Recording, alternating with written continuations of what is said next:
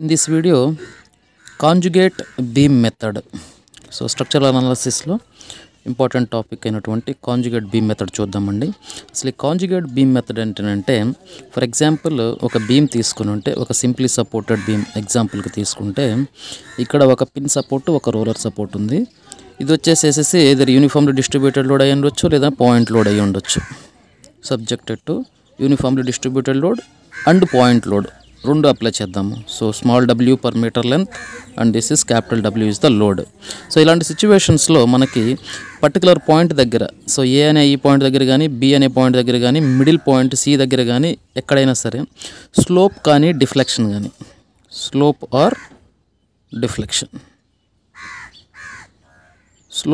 Deflection so నాకు for example point ఏ దగ్గర slope ఎంత అని అంటే we can say some this one theta a is the slope.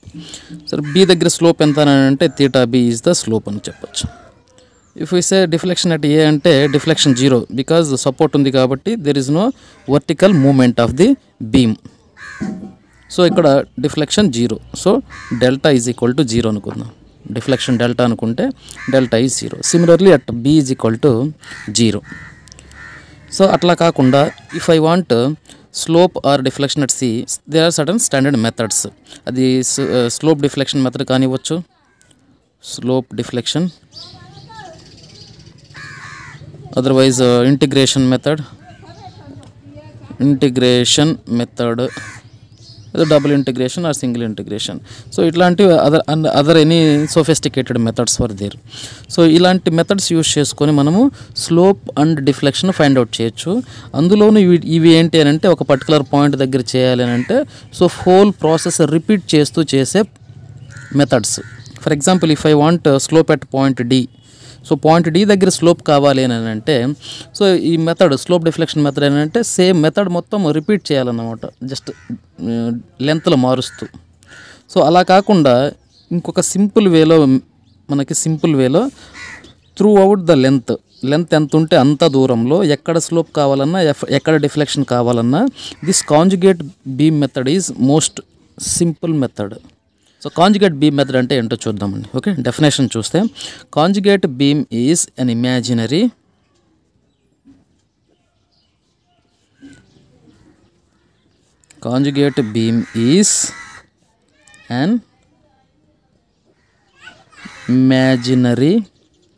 Beam. ఓకేనా, conjugate beam is an imaginary beam of length equal to that of the original beam.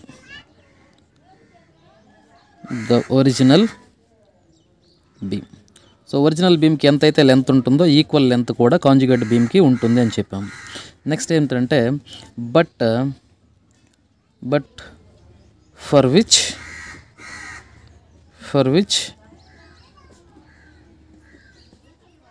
the load diagram is the M/EI diagram. So third point మనం ఏం చెప్తున్నాం అంటే but for which load diagram is the MIEI diagram అని చెప్పాము. So యాక్చువల్గా ఇప్పుడు ఒక beam మనం కన్సిడర్ చేసుకుంటే ఈ బీమ్లో పర్టికులర్గా ఈ బీమ్లో so load is small w is the uniformly distributed load. ఒక టోటల్ స్పాన్ మీద యూనిఫామ్లీ డిస్ట్రిబ్యూటెడ్ లోడ్ ఉంది, at the same time point load కూడా ఉంది.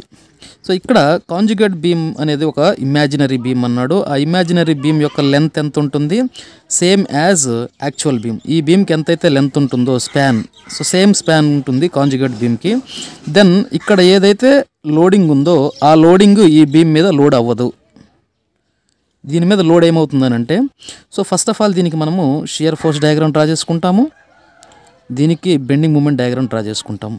సో ఫర్ ఎగ్జాంపుల్ ఒక సింపుల్ కేసుని కానీ చూసామనంటే so this is actual beam subjected to uniformly distributed load and L is this one. ఇక్కడ దీనికి మనము shear force diagram bending moment diagram draw చేసామంటే I can clearly draw because so this is the this is the shear force diagram. Shear force diagram. So ఇదే కేసుకి మనము bending moment diagram draw చేసాము అని అంటే we can observe this is the bending moment diagram for this one. Bending moment diagram. So this is the bending moment diagram. ఈ bending moment డయాగ్రామ్లో positive up వస్తే ఏమంటాము, this is the reference line. Reference లైన్కి పైన వస్తే this is positive bending moment diagram. So ఈ bending moment డయాగ్రామ్ని మనము ఎం అనుకుందాము. ఈ ఎం, సో కాంజుగేట్ బీమ్లో ఏమవుతుందనంటే conjugate beam is an imaginary beam. So conjugate beam నేను డ్రా చేస్తున్నా. So this is the conjugate beam. దీని మీద లోడింగ్ ఎలా ఉండాలి, దీని యొక్క M/EI diagram. So EI is nothing but flexural rigidity కదా. So EI is nothing but flexural rigidity. The product of E and moment of inertia gives flexural rigidity. So flexural రిజిడిటీని M/EI, M ఏదైతే ఉందో ఈ Mకి divided by Eతో divide చేస్తే వచ్చే వాల్యూస్ని తీసుకొచ్చేసి ఈ బీమ్కి, ఈ conjugate beam, this is the conjugate beam, ఈ బీమ్ మీద లోడింగ్ లాగా మనము తీసుకోవాలి. So this is nothing but M/EI. This is conjugate beam. So very simple method. So ఇందులో మనము ముఖ్యంగా మాట్లాడుకోవాలని అంటే ఫస్ట్ టైం జరుగుతుందని అంటే కాంజుగేట్ బీమ్కి సంబంధించి conjugate beam shear force gives slope at that corresponding section. ఓకేనా. షియర్ ఫోర్స్ ఏదైతే వస్తుందో కాంజుగేట్ బీమ్కి షియర్ ఫోర్స్, ఫర్ ఎగ్జాంపుల్ దీనికి మనం షియర్ ఫోర్స్ డయాగ్రామ్ డ్రా చేసుకోవాలి, బెండింగ్ మూమెంట్ డయాగ్రామ్ డ్రా చేసుకోవాలి. Shear force diagram, bending moment diagram రెండు draw చేసుకుంటాం. సో దాని యొక్క కాంజుగేట్ బీమ్ యొక్క షియర్ ఫోర్స్ ఏదైతే ఉంటుందో, ఫర్ ఎగ్జాంపుల్ మనం ఏమనుకున్నాం, ఇక్కడ K అనే ఒక పాయింట్ తీసుకుంటే ఈ పాయింట్కి సంబంధించి ఇక్కడ షియర్ ఫోర్స్ ఎంతైతే ఉంటుందో that shear force is nothing but which one, slope. అలా కాకుండా మనకి డిఫ్లెక్షన్ కావాలంటే ఏం చేస్తామంటే డిఫ్లెక్షన్ కావాలంటే ఏం చేస్తామంటే దీనికి క్లియర్గా యాక్చువల్ స్టేట్మెంట్ రాద్దాము, డెఫినేషన్. సో దీనికి ఏం రాస్తామంటే ద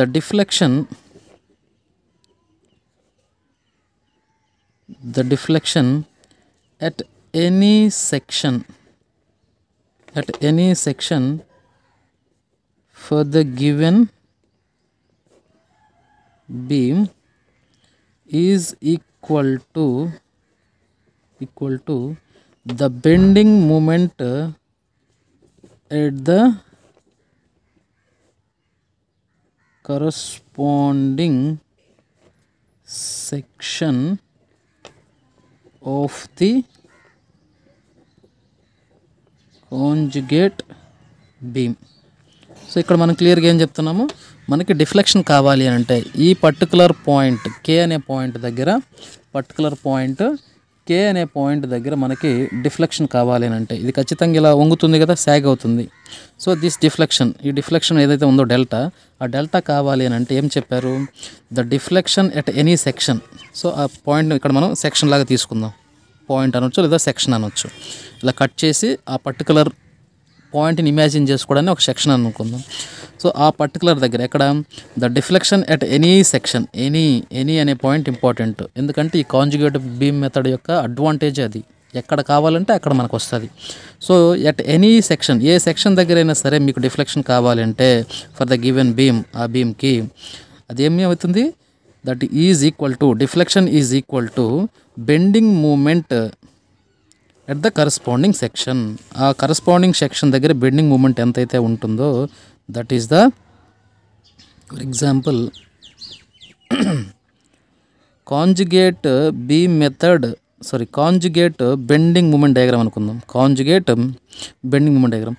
సో ఈ సెక్షన్ దగ్గర ఎంతైతే బెండింగ్ మూమెంట్ ఉంటుందో this value is nothing but deflection. ఇక్కడ కాంజుగేట్ బీమ్ మెథడ్లో shear force gives slope, bending moment diagram gives deflection. That is clear. So అసలు కాంజుగేట్ బీమ్ మెథడ్లో మనము చూడవలసిన ఇంపార్టెంట్ పాయింట్స్ ఏంటి అని అంటే, యాక్చువల్ బీమ్ తీసుకుందాం ఒక సైడు, ఇంకొక సైడు కాంజుగేట్ బీమ్ తీసుకున్నాం. Conjugate beam. సో ఇక్కడ యాక్చువల్ బీమ్ ఉంది, ఇక్కడ కాంజుగేట్ బీమ్ ఉంది అనుకుందాం ఫర్ ఎగ్జాంపుల్. సో ఇక్కడ మనకి ఫస్ట్ పాయింట్ ఏంటంటే, simply supported or roller supported ends వచ్చేసి ఏమవుతాయంటే,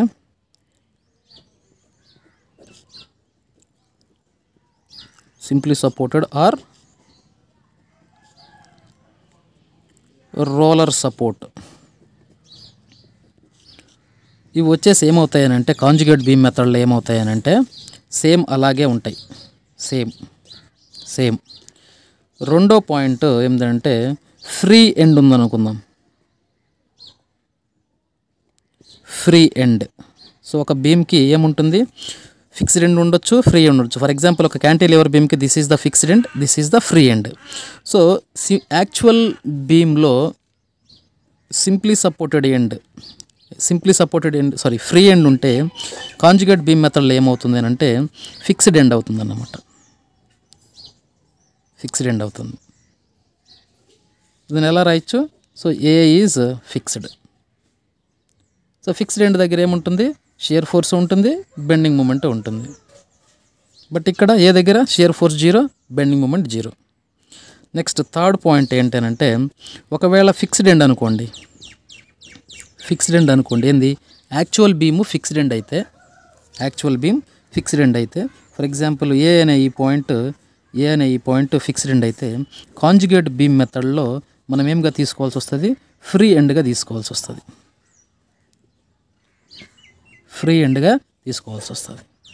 so this is the points we have to remember. ఇది ఖచ్చితంగా మనం రిమెంబర్ చేసుకోవాలి. ఇవి గుర్తుపెట్టుకుంటేనే మనము ఈ మెథడ్ చేయగలము. So fixed support, for example ఒక రోలర్ కానీ ఒక పిన్ సపోర్ట్ కానీ ఉంటే కాంజుగేట్ బీమ్లో యాజ్ యూజువల్గానే ఉంటాయి. There is no need to change.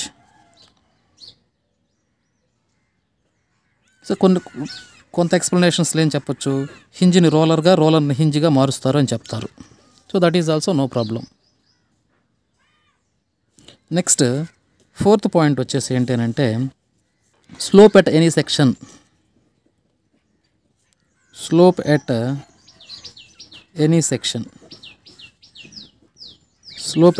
Section ఏమవుతుంది, shear force diagram.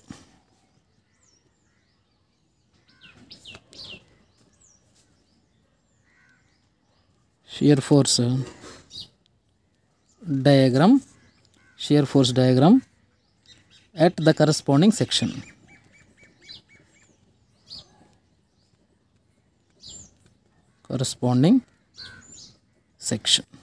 So fifth one చూసామంటే, ఫిఫ్త్ వన్ ఏంటంటే డిఫ్లెక్షన్. సో యాక్చువల్ బీమ్లో మనకి డిఫ్లెక్షన్ కావాలంటే కాంజుగేట్ బీమ్లో ఏమై ఉండాలి, అది bending moment at the corresponding section. Next sixth one చూసామంటే, గివెన్ సిస్టమ్ ఆఫ్ లోడింగ్ ఏమవుతుంది,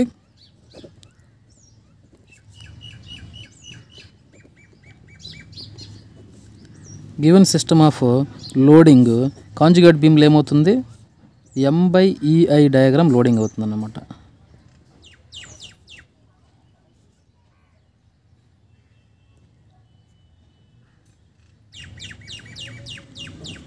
next seventh point, this is important point, మనకి రెగ్యులర్గా గుర్తుపెట్టుకోవాల్సిన పాయింట్ ఏంటంటే bending moment diagram. So actual బీమ్లో బెండింగ్ మూమెంట్ డయాగ్రామ్ వచ్చేసి పాజిటివ్ ఉంటే ఇంపార్టెంట్, పాజిటివ్ ఉంటే అది ఏమంటాం మనము, సాగింగ్ అంటాం. సో పాజిటివ్ ఉంటే దాన్ని మనము ఎలా వేయాలి, సో కాంజుగేట్ బీమ్ మెథడ్ మీద లోడింగ్ కదా, బెండింగ్ మూమెంట్ డయాగ్రామ్ని డివైడెడ్ బై ఈఐ చేస్తే ఆ సేమ్ని తీసుకెళ్ళేసి కాంజుగేట్ బీమ్ మీద లోడింగ్ లాగా మనం వెయ్యాలి. సో దాన్ని మనం ఎలా చేస్తాము అని అంటే, M/EI load diagram is positive. దాన్ని మనము బ్రాకెట్లో చెప్పాలంటే that is downward direction. Downward loading. అలా కాకుండా ఇంపార్టెంట్ బెండింగ్ మూమెంట్ డయాగ్రామ్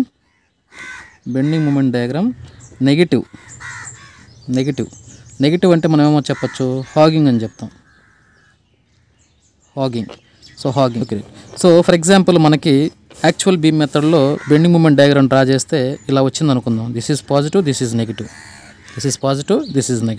దాన్ని తీసుకెళ్ళేసి మనం కాంజుగేట్ బీమ్ మీద లోడ్గా వేయాలి కాబట్టి సో ఇంతవరకు పైది ఇది వరకు ఎంత ఎలా వేస్తాము. ఫర్ ఎగ్జాంపుల్ ఇలా వచ్చింది అనుకుందాం. సో కరెక్ట్, ఇలా వచ్చింది అనుకుందాం. సో ఇలా వేస్తాము. ఈ డౌన్వర్డ్ ఏదైతే ఉందో this is just like this. So upward loading. So just for reference explanation point of వ్యూలో. సో ఒకవేళ ఇలా కానీ వస్తే బెండింగ్ మూమెంట్ డయాగ్రామ్, సో దీన్ని మనము కాంజుగేట్ బీమ్ మెథడ్లో లోడ్గా తీసుకోవాలి. ఈ డయాగ్రామ్ని యాజ్ ఈజ్గా తీసుకెళ్ళేసి లోడ్ లాగా తీసుకొని దీనికి షియర్ ఫోర్స్, దీనికి బెండింగ్ మూమెంట్ డయాగ్రామ్ డ్రా చేసుకోవాలి. సో దీనికి మనం ఏం రాయొచ్చు, బెండింగ్ మూమెంట్ డయాగ్రామ్ ఒకవేళ నెగిటివ్ ఉంటే దాన్ని మనం ఏం చేస్తాము, M/EI load diagram is negative,